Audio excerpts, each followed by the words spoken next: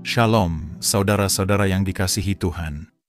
Kiranya kasih karunia dan damai sejahtera dari Allah Bapa, Yesus Kristus, dan Roh Kudus melingkupi kita semua.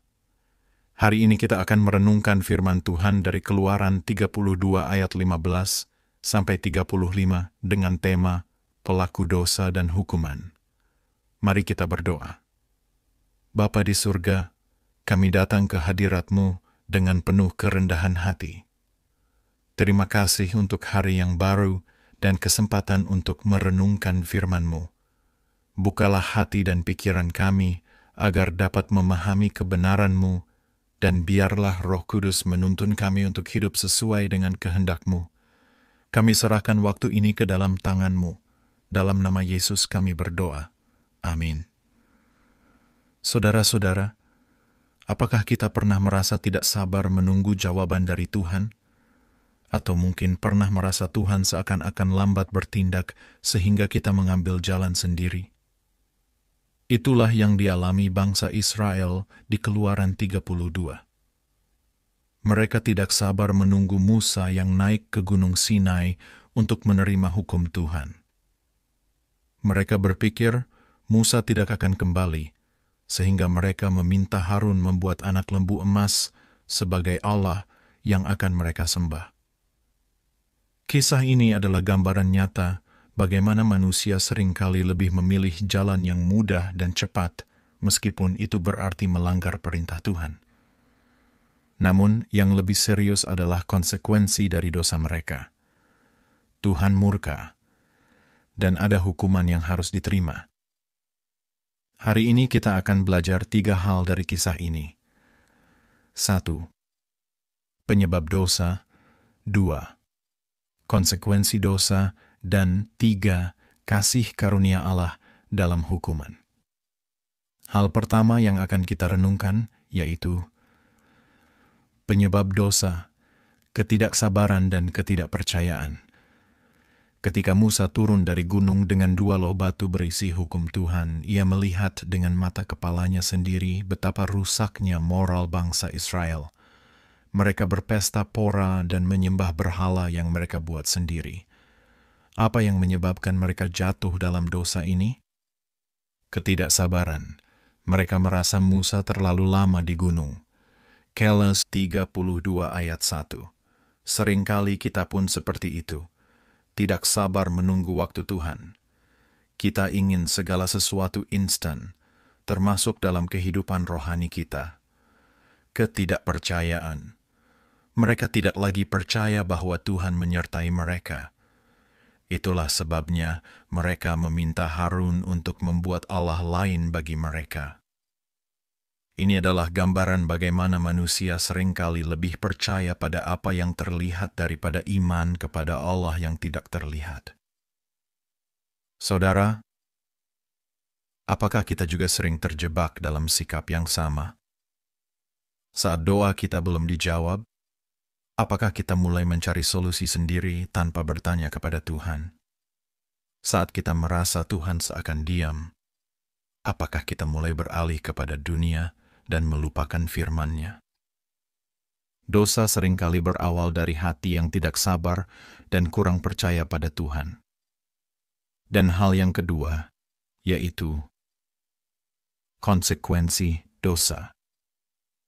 Kemarahan Tuhan dan hukuman yang berat.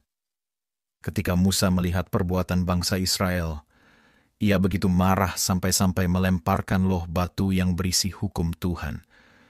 Kel otus iki ayat ondokus. Ini menunjukkan betapa seriusnya dosa penyembahan berhala di mata Tuhan. Hukuman pun datang. Musa menghancurkan anak lembu emas dan memaksa mereka meminumnya. Kel otus iki ayat Yirmi. Ini adalah simbol bahwa mereka harus menanggung akibat dari perbuatan mereka sendiri. Lawi diperintahkan membunuh 3.000 orang.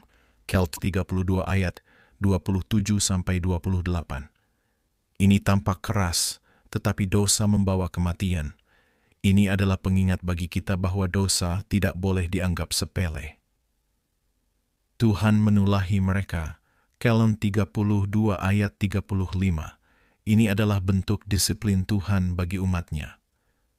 Saudara, banyak orang berpikir bahwa Tuhan yang penuh kasih tidak akan menghukum, tetapi Alkitab jelas mengatakan bahwa Tuhan itu adil.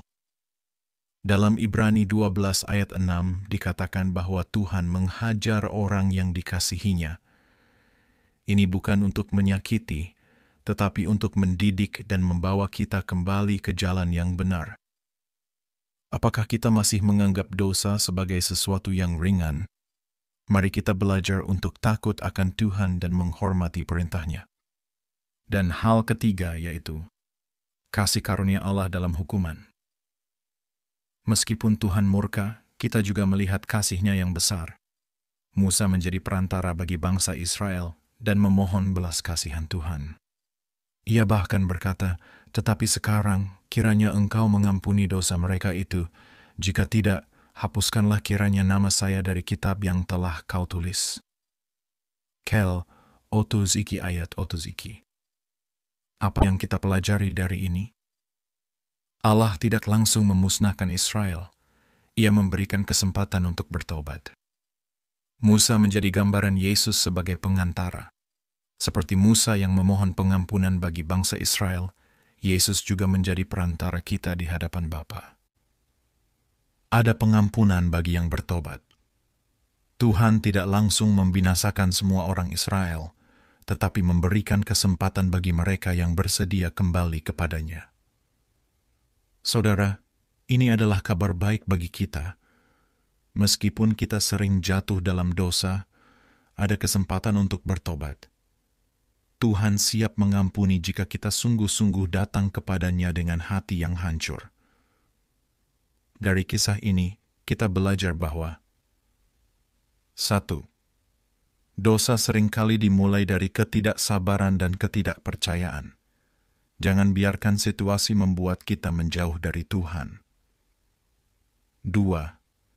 Dosa membawa konsekuensi yang serius. Tuhan itu kudus dan adil. Kita tidak bisa bermain-main dengan dosa. 3. Kasih karunia Tuhan selalu tersedia.